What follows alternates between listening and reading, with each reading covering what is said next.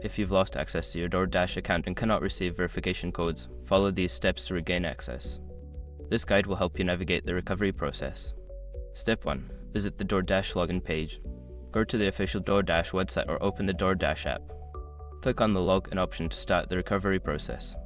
Step 2. Click on Forgot Password. On the login page, look for the Forgot Password link. Click on it to initiate the password recovery process. Step 3. Enter your email address. Input the email address associated with your DoorDash account.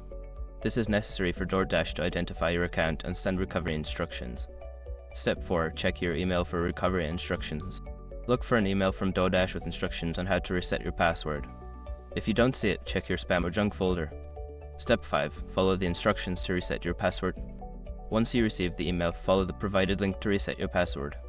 Choose a new password that is secure and memorable, then log into your account.